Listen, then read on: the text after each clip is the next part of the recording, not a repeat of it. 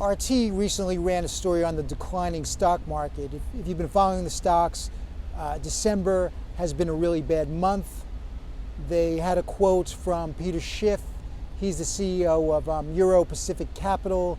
He said this whole thing is a house of cards. And in my opinion, he could not be more right. I've had economist Richard Wolff on this show. I've interviewed him. Said the same thing. People who study the markets understand what is coming. There is a Great Depression tsunami coming, and it should come as no surprise. You could really just follow the logical pattern which led to this point, and the culprits who orchestrated this. But before I begin, I would just ask that if you like this video, please hit the like as well as the subscribe button. Thank you. All right, so, this thing's been going on for a long time. It's not like this just happened out of a vacuum.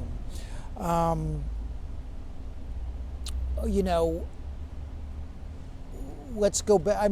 So we had the Great Depression back in the 1930s.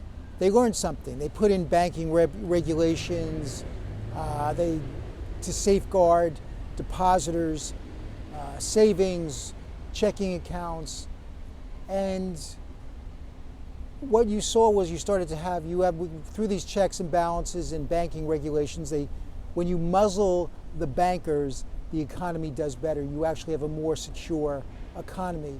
When you take the leash off the bankers, when you take the muzzle off, they devour everything.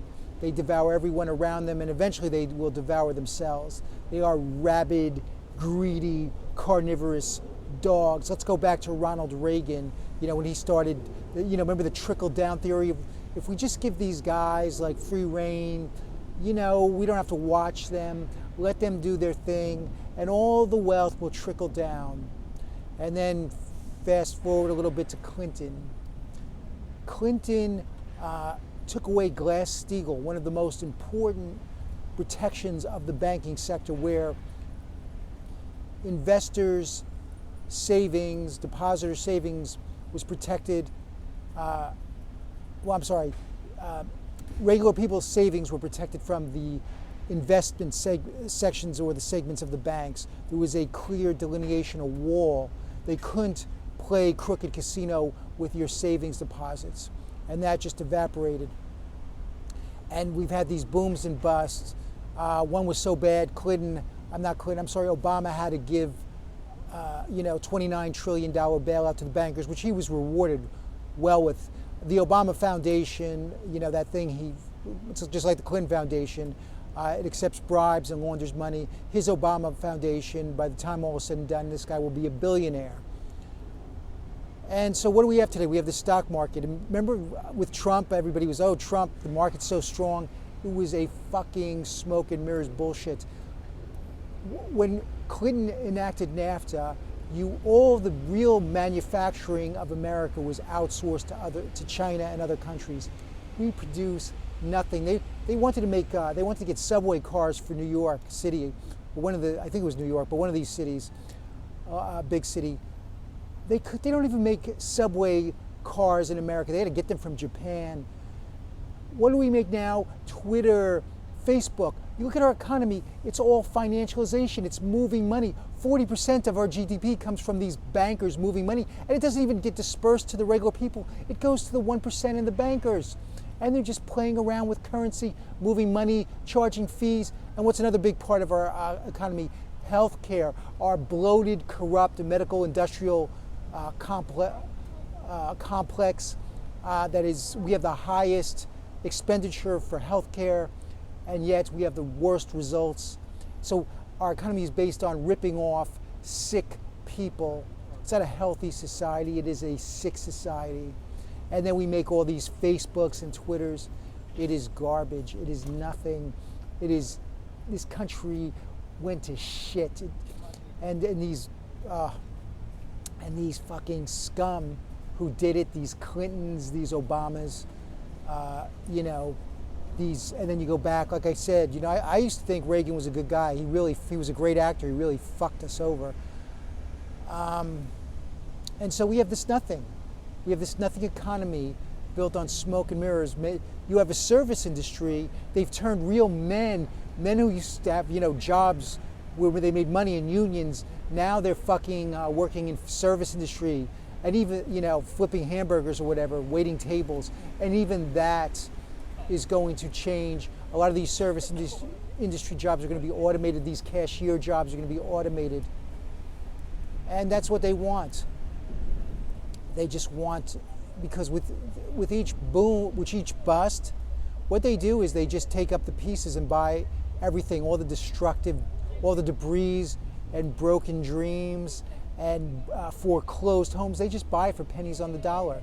That's what they do. They love this. But they fucked up because this time, well, maybe they didn't fuck up. They fucked up for us. But when you had the 2008 economic crash under Obama, you had the greatest transference of wealth from the working and middle class to the 1% in history. That was the greatest transference of wealth in history. And I guess what they're hoping to do is they want to just take everything, every last drop, every last dime, and turn the rest of us into a running man society. And they want to own everything on the planet. You even look today, even intellectual property. Stuff used to go into the public domain. So if you had a song that was, I think it was like 50 years, whatever it was, a photograph, it would become part of the public domain.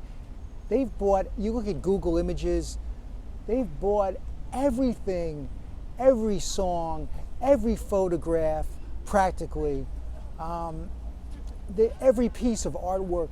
They want to own every square foot of land, and they want to be the supreme lords of the planet in their Elysian cities, in their domed cities, breathing clean air through filters, drinking purified water while we drink Flint water. These people are monsters. And you know what? Maybe we deserve it.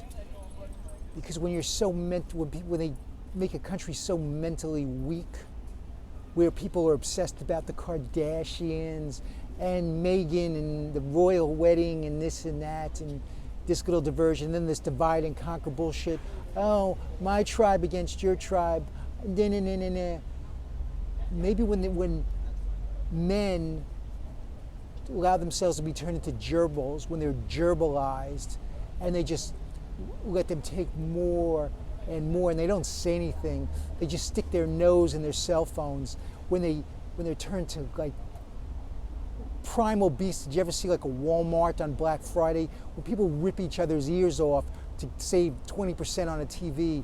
When people are reduced to animals like that, when they're so debased and degraded and they just let it happen and they don't stand up for their rights, when they just say they take it and they take it and they take it, and they're such punks and bitches, maybe they deserve it. When they're that fucking weak, because the men who forged this country, they were men.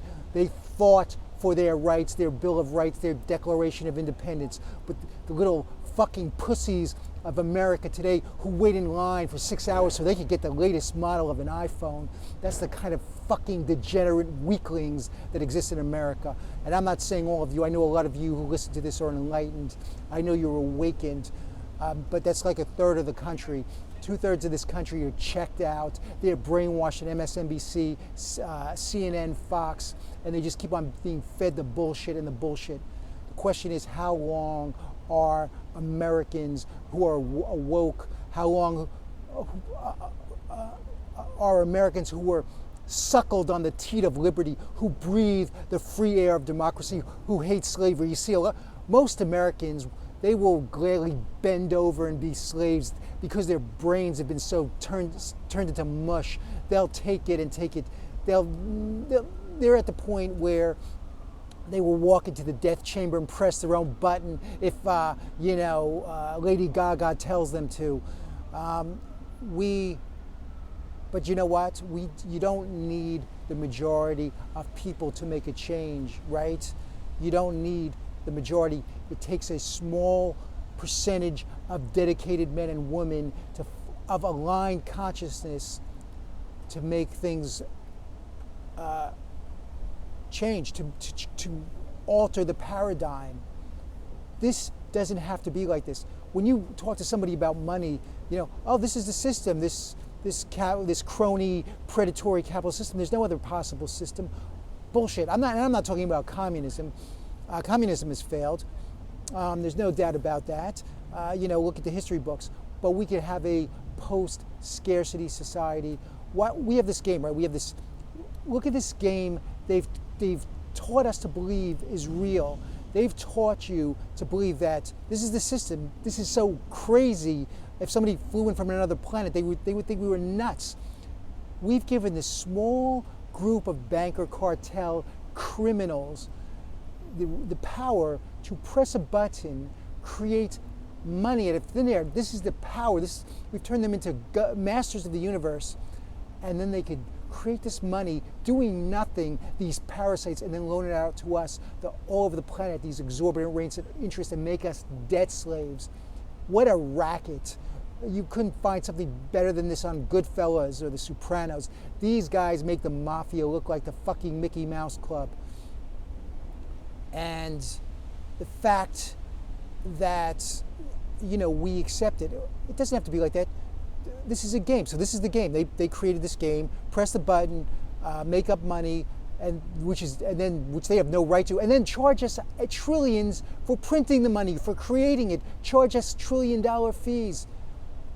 Disgusting,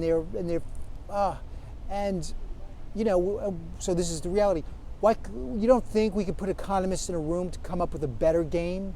That has to be the game. A debt creation game, debt slavery game. You could create any game you want. Create solar dollars. Give everybody a guaranteed income of $100,000 a year. You could create any game you want.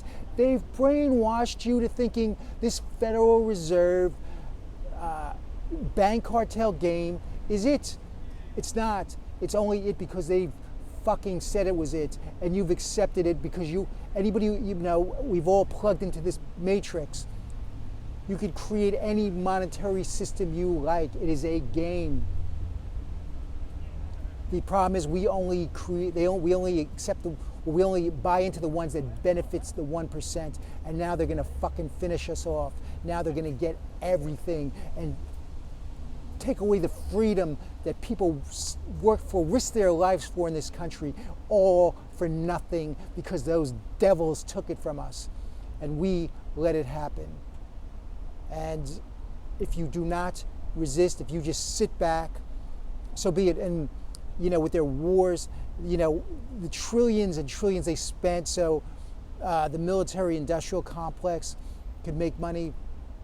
And you wonder, combined with their fake economy of Twitter economy, of Facebook economy, and their fucking bank usury cartel rip-off shit, of course it had to crash. What else could happen? We need to take back the economy, get rid of this Federal Reserve, Rothschilds, Rockefeller, fucking scam, print our own money as the founding fathers put in the Constitution. Only Congress could create money. We need to go back to the foundations. It's really easy to see where we went wrong. And maybe, I don't know if the stock market is going to keep on plummeting, if they'll bring it back a little and then it'll plummet more. It doesn't matter. This thing is fucking gonzo, baby. And you want to eat shit, if you want to lick boots, then just keep on accepting what they're going to give you. We need to come together. We need a movement. It is the only thing that will save us. And I'm a liberal, I'm a Republican, I'm a Democrat. Listen, economically, I lean towards democratic socialism. But if Ron Paul ran in my area, I would vote for him. It's not so much stuff where, Ron Paul worked with, what's that guy's name is? Kucinich, who was a democratic socialist. They used to work together. When you have honest men who do not succumb to bribery, who believe in principles, under a democratic a constitutional democracy, you could make compromises. You could work together. I don't care if somebody's a fucking Democrat. Andrew Cuomo, he's being bribed. You have a Lindsey Graham, neocon, scum, vermin, fifth column traitor. They're all scum. They're all traitors, all of them. And They deserve to be tried. They destroyed this country. They did more damage than Hitler could have ever dreamed of. They are our enemies. They keep on saying Russia, Russia, Russia, Putin. Putin allows a channel like RT to actually broadcast people like Chris Hedges, Lee Camp. They could actually disseminate truthful information, not CNN, not our media. Putin is not my enemy. My enemies are the Clintons, the Obamas, the Lindsey Grahams, the Goldman Sachs. It's the traitors and the fifth columnists of this who call themselves Americans but are globalists and corporatists. This is the Democratic Socialist Libertarian. If you dig the message, please like, subscribe, share.